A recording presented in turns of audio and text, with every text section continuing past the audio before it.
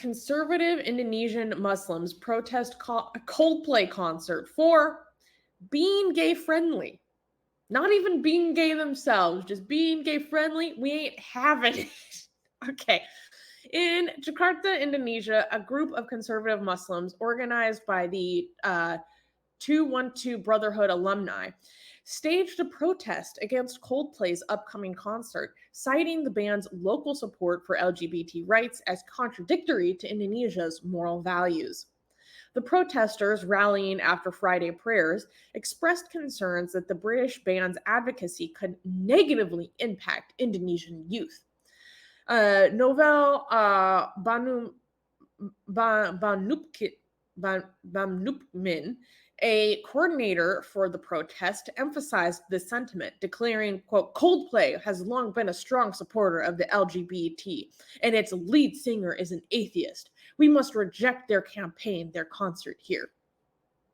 This stance reflects a growing tension in Indonesia, a secular nation with a history of religious tolerance, but also an increasingly vocal extremist fringe.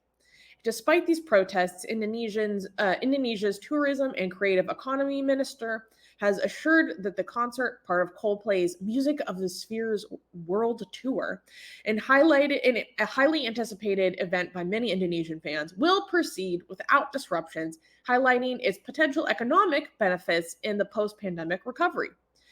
This situation mirrors past incidents where international artists faced opposition in Indonesia due to their perceived cultural or moral stances, underlining the complex interplay between global cultural phenomena and local societal values. So, I thought that this was quite amusing because they're not even gay themselves, but they're still saying, "Why are you gay?" No, What are you gay? And the lead singer, Chris Martin, isn't even an atheist. He says that he's an all-theist, which sounds like What does that some mean? woo-woo, like, I believe in all spirituality. Which never makes sense to me since, you know, several of the world's major religious traditions decry the other ones as blasphemous and worthy of hellfire. So, anyways, Tema is saying, as an Indonesian, I'm so embarrassed. That's unfortunately a normal thing here. Yeah, part of it had to do with. So I know, yeah, you have nothing to do with this, Tema. You're part of the solution because you're very welcoming and understanding, and you should be proud of yourself. Yes. And so remember, Armin, how you covered the band, the 1975, having that incident in Malaysia where the lead singer kissed a dude on stage and then people flipped out? Yes. So after that happened, they weren't able to go to Indonesia. They were supposed to go to Indonesia next on their tour, and it got canceled because he did that. And there was another incident where Lady Gaga was going to do a tour in Indonesia, and her event got canceled basically because of terrorist threats, because she's like, very, very LGBT friendly. So unfortunately, this isn't an isolated incident. Oh, there's this, yeah. Indonesia overall, do you think that it's going more in the direction of Islamizing everything or in the direction of not giving into Islamization? What do you think? In general. I read a lot of conflicting reports. I read a lot of conflicting reports about what kind of direction Indonesia is going in. Sorry, I'm having a hard time breathing right now. For those of you from Indonesia, I would love to hear what you guys think. Do you feel like there's more Islamization or more liberalization?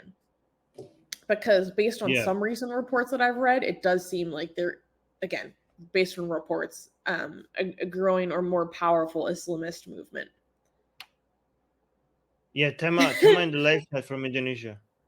Go ahead. All Colors is saying Indonesia hosts one of the biggest brutal death metal and grindcore festivals in the world, and they banned Coldplay. Coldplay isn't banned. They are continuing. The ministers said that they're welcome to come. There's going to be good security.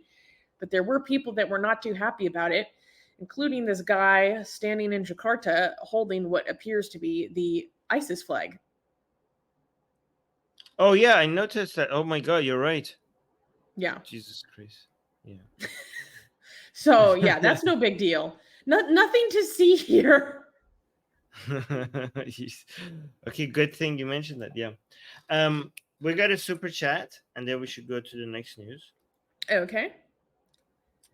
Okay, let me find it. Okay. Sid, thank you again for the super chat, Sid, saying, except for Arabia, what has any society ever become better after becoming Islamic?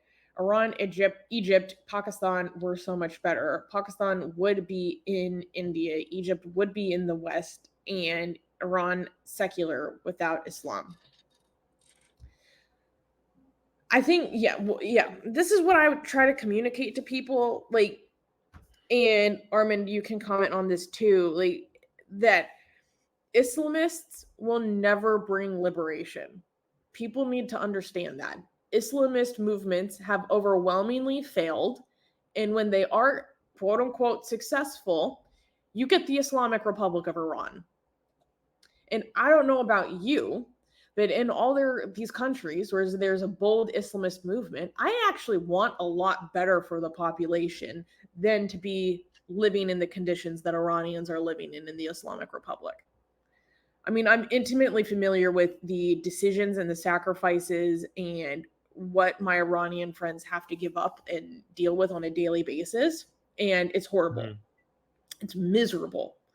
And I want better for the world than that. So really keep that in mind when you're talking to people who are sympathizing with these groups because they have some sort of alignment or soft spot for quote unquote anti-colonial, anti-imperialist, anti-Western ideologies.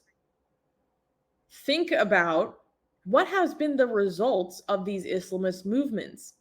Do we see success? Do we see prosperity? What are the lives and quality of life like for the people that live amongst or under these movements? I don't want people to live like that. I don't think anyone that actually cares about any given population would want that for them. Do you know who makes the most amazing, gorgeous, and other adjectives that I can't use here on YouTube, blasphemous art ever? We do! And for some reason, we are giving it away for free. Download them now using the link in the description before we change our mind.